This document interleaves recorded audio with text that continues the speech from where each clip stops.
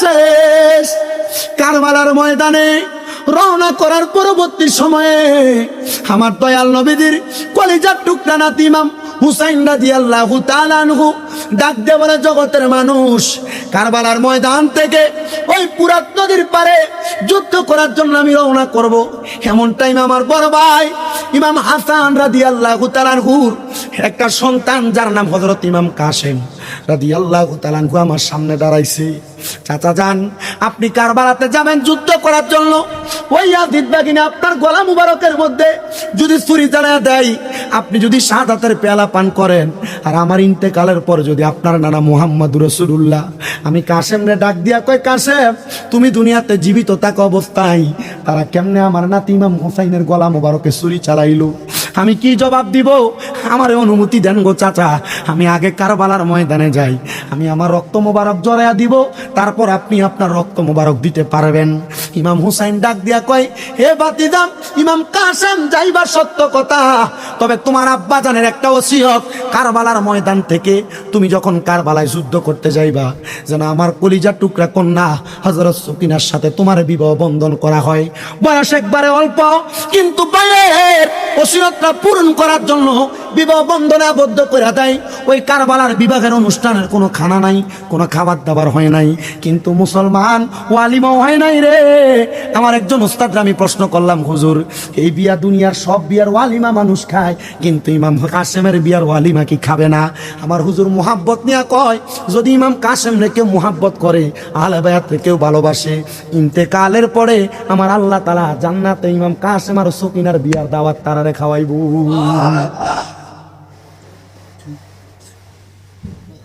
আমার মুসলমানেরা কষ্ট যদি হয়, একটু দশজনী আহলে বায়াতের বয়ান শ্রবণ করার চেষ্টা করেন। আমার বাবা, ও নবীর উম্মতের দল, ইমাম কাসেম বিবাহ কইরা যুদ্ধের ময়দানে রওনা করবে। হযরত সকিনার সঙ্গে ওনার কথোপকথন, যুদ্ধের ময়দানে রওনা করতেছি, স্ত্রী হিসাবে কোনো হক আদায় হয় নাই, আপনি স্ত্রী হিসাবে আপনার হকটার ব্যাপারে আপনি একটু ইহসান করবেন। হযরত সকিনা বলে, কারবালার ময়দানে যাইয়া আপনি যদি শাহাদাত বরণ করেন, আপনি আমারে কাল ময়দানে মাশরে শহীদের স্ত্রী বলে পরিচয় দিবেন গো, তাইলে আমি সকিনার মোহরান আদায় হয়ে যাবে। হে রাঙ্গামাটি, এই নিচের রাস্তা এলাকার বাবারা, আপনাদের সবার কাছে আবদার, ইমাম কাসেমের এবার যখন যুদ্ধের মধ্যে যাইয়া ইমাম কাসেম তরবারি চালাই, ইমাম কাসেমের তরবারি থেকে কেউ বাঁচতে পারে নাই, কিন্তু শিমন নামক লোকটা ইবনে জিয়াদকে আহ্বান করেছে, পারবানি রে নবীর দহিত্র ইমাম কাসেমের গলার মধ্যে তরবারি চালাইতা। ইমাম কাসেমের গলা মুবারকের মধ্যে তরবারি চালাইয়া ইমাম কাসেমের দেহ মুবারকটারে একটা ঘোড়ার পিঠের মধ্যে উঠাইয়া ইমাম কাসেমের পেট মুবারক বরাবর, বুক মুবারক বরাবর দুইটা তীর লাগাইয়া দিয়া ইমাম কাসেম রে হুসাইনে পাকের তাবুর দিকে নিয়ে গেছে। একজন আশেক এই কথাটাকেও সুরে সুরে লিখতেছে, আল্লাহকে মারল রে মায়ের যতনে রতনে, কে কাহারিয়া নিল মায়ের বুকের জাদু গন, আল্লাহকে মারল রে, আল্লাহকে মারল রে মায়ের যতনে রতনে, কে কাহারিয়া নিল মায়ের বুকের জাদু গন, আল্লাহ। ওই আল্লাহ কাসেমের ও লাশ গোরার পিষ্টেতে চড়িয়া আপন স্বজনের কাছে পৌঁছিল আসিয়া, ঘরে বাইরে লাগল আগুন, ঘরে বাইরে, ঘরে বাইরে কোনে কাসেমের লাগিয়া আল্লাহকে মারল রে, আল্লাহকে মারল রে মায়ের যতনে যতনে, কে কাহারিয়া নিল মায়ের বুকের, কে মারল রে আল্লাহকে যতনে যতনে, কে কাহারিয়া নিল মায়ের বুকের জাদু। ওই আল্লাহ ও কাশেমের লাশ স্বজন যখন দেখিল, ও আসমানে বাইঙ্গা যেন তাদের মাথাতে পড়ল। আল্লাহ ও কাশেমের লাশ স্বজন যখন দেখিল, ও আসমানে বাইঙ্গা যেন তাদের মাথাতে পড়ল। আইরে তারে মাইরা আন্দারে করলো, তারে মাইরা তারে করলো, তারে মাইরা আন্দারে করলো মদিনার ভুবন। আল্লাহকে মারলো রে, আল্লাহকে মারলো রে, মায়ের যতনে রতন কে কাহারিয়া নিল মায়ের বুকের জাদু দন। আল্লাহ বাদানো ইমাম কাসেম শাহাদাত হয়ে গেছে। ইমাম কাসেমের শাহাদাতের পরে ওই কারবালার ময়দানে একটা দুইটা তিনটা না অনেকগুলা তাবু গাড়ায়া হাতে ইমাম হুসাইন রাদিয়াল্লাহু তাআলা আনহু যুদ্ধের জন্য ওনার তরবারিটা ধারালো করতেছে। এমন টাইমে ইমাম হুসাইন রাদিয়াল্লাহু তাআলা আনহুর স্ত্রীর নাম হযরতে সাহারা বানু।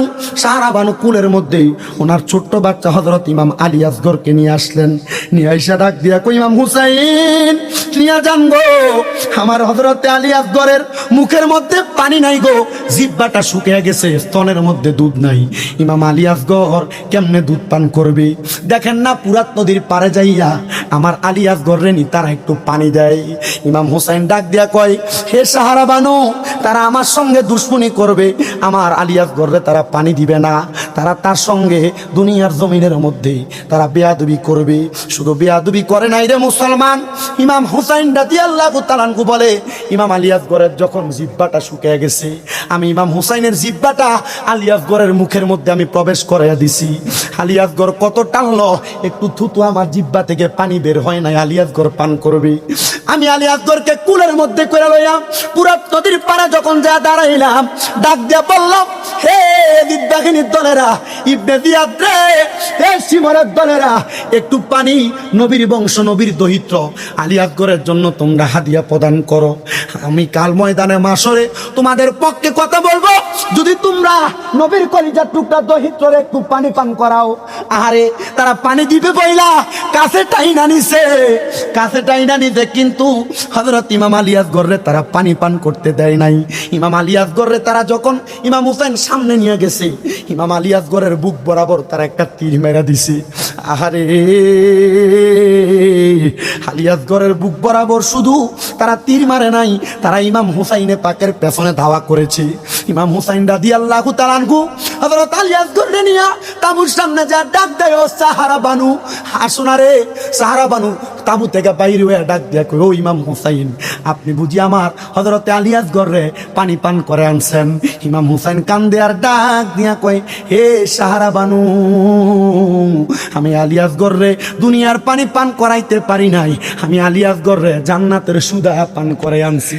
আলী আসগর দুনিয়ার পানি পান করে নাই, আলী আসগরের জন্য আমার নানা মুহাম্মদুর রাসূলুল্লাহ হাউজে কাউসারের পানি নিয়ে দাঁড়াইয়া রইছে। আর কারবালায় ঘটিল এক আজব কাহিনী, কারবালায় ঘটিল এক আজব কাহিনী, নবীর আওলাদ আসগর সঙ্গে পাইল না পানি, বাবারে নবীর আওলাদ আসগর সঙ্গে পাইল না পানি। জিহ্বা শুকায়, গলা শুকায়, শুকায় ঠোঁট খানি, বলেন জিহ্বা শুকায়, গলা শুকায় ঠোঁট খানি, গলার আওয়াজ বাহির হয় না, গলার আওয়াজ বাহির হয় না, সেই জাদু মনির নবীর আওলাদ আসগর সঙ্গে পাইল না পানি, বলেন কারবালায় ঘটিল এক আজব কাহিনী, নবীর আওলাদ আসগর সঙ্গে পাইল না পানি। আইরে আসগর পানি পান করিলে তলোয়ারে ধরতো। ছোট মানুষ পানি পান করলে তো তলোয়ার ধরে যুদ্ধ করতে পারতো না, দেয় নাই পানি।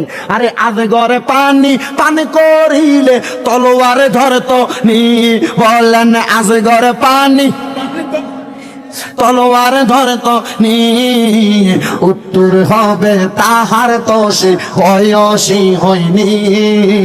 নবীর আওলাদ আজগর শহীদ পাইল না পানি, বললেন কারবালায় ঘটিল এক আজব কাহিনী। নবীর আওলাদ আজগর শহীদ, নবীর আওলাদ সম্মান করো কোরআনের বাণী। মারহাবা। এই আজকের মহরম 10 মুহররম মাহফিল উদযাপন কমিটি, আজকের মাহফিল নবীর আওলাদকে সম্মান করে করছেন না অসম্মান করে? আপনারা এখানে কি নবীর আওলাদকে সম্মান করে আসছেন না অসম্মান করে? এটাই বলছে শায়ের ওলিউল্লাহ আশিকি হুজুর। উনি লিখতেছে নবীর আওলাদ সম্মান করো কোরআনের বাণী, বললেন নবীর আওলাদ কোরআনের বাণী। বেয়াদবি করে কেউ বাঁচতে পারেনি, নবীর আওলাদ আজগর শহীদ পাইল না পানি, বললেন কারবালায় ঘটিল এক আজব কাহিনী।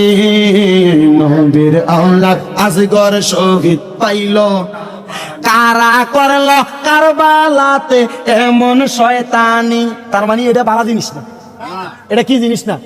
ইমাম হুসাইনের সাথে যারা দুশ্মনী করছে, ভালো কাম করছে, লেখে কারা করলো কারবালাতে এমন শয়তানি, মাথায় টুপি মুখে দাড়ি গায়ে জুব্বা খানি, নবীর আওলাদ আজগর শহীদ পাইল।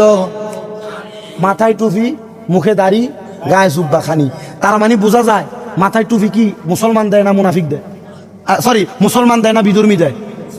আমাদের সাথে হিন্দুদের সাথে দ্বন্দ্ব নাই, আমাদের সাথে সাকমা মারমা উপজাতি কারোর সাথে দ্বন্দ্ব নাই, আমাদের সাথে দ্বন্দ্ব নবীর দুশ্মনের সাথে। হ্যাঁ, কথা বলেন ঠিক কিনা? কারণ নবীর দুশ্মন তারা, আহলে বায়তের দুশ্মন তারা যাদের মাথায় টুপি ছিল, পাঞ্জাবি ছিল, পাগড়ি ছিল, মুখে দাড়ি ছিল, নবীর নাতির গলা মুবারকে তারা ছুরি চালাইছে আর বলছে তাড়াতাড়ি ছুরি চালাও, আসরের নামাজ কাজা হয়ে যায়। কোন নবীজির নাতির গলায় ছুরি দিয়া আসরের নামাজ পড়বা যেই নবীর কারণে নামাজ পড়লা? এই জন্য আব্বা একটু কথা মনে রাখবেন, কারবালার ময়দানে ইমাম হুসাইন পাক রাদিয়াল্লাহু তাআলা আনহু সহ আহলে বায়াতের 72 জন সদস্যরে যারা শাহাদাত করছে, কতল করছে, ছুরি চালাইছে, এই এজিদের দলের ভিতরে একজন দুইজন না, 7000 কোরআনে হাফেজ ছিল। কয় হাজার? খালি কোরআন মুখস্থ করলে এই হুজুরের লেগে পাগল হয়ে যাবেন গা? এই ওয়াদা করেন শুধু হাফেজে কোরআন হলে পাগল হয়ে যাবেন? আগে দেখতে হবে তার ভিতরে নবীর প্রেম আছে কিনা, আগে দেখতে হবে তার ভিতরে আহলে বায়াতের প্রেম আছে কিনা। নামের আগে লেখে মুফতি, বড় হুজুর, মুফতি দেখলে পাগল হয়ে যাবেন। কারবালার ময়দানে নবীর পরিবারের গলা মুবারকে যারা ছুরি চালাইছে, এই এজিদ বাহিনীর ভিতরে 3000 মুফতি সব ছিল। কয় হাজার? 3000। তার মানে মুফতি দেখলো পাগল হন যাইতো?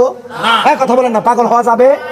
শুধু তাই 22,000 সৈন্য যারা মুখে দাড়ি, মাথায় টুপি, শরীরে পাঞ্জাবি, আসরের নামাজ পড়বে অপেক্ষা করে, নবীর নাতির গলা মোবারকে ছুরি চালাইয়া আল্লাহর কসম করে বলি, নবীর নাতিকে সম্মান নাই, নামাজের কোনো দাম নাই, নবীর নাতির প্রতি তাজিম নাই, রোজা দিয়ে কোনো কাম নাই, আল্লাহর কসম করে বলি, নবীর নাতির প্রতি কোনো তাজিম নাই, হজ দিয়ে কোনো কাম নাই, নবীর নাতির প্রতি কোনো তাজিম নাই, যাকাত দিয়ে কোনো লাভ হবে না, নবীর নাতির প্রতি কোনো তাজিম নাই, আহলে বায়াতের ভালোবাসা নাই, নামাজ, রোজা, হজ, যাকাত, দান, সাদকা সব বিসর্জন, কিচ্ছু লাভ হবে না। নবীর নাতিকে সম্মান করো, নবীকে ইজ্জত করো, তাজিম করো, রিকশা ড্রাইভার হও, দুনিয়ার সবচাইতে ছোট লোক মানুষ হও, আল্লাহর কসম কবরে যাইবা, রহমতের নবীর মূল মোবারকে থাকতে পারবা। ঠিক কিনে বলেন ঠিক কিনা?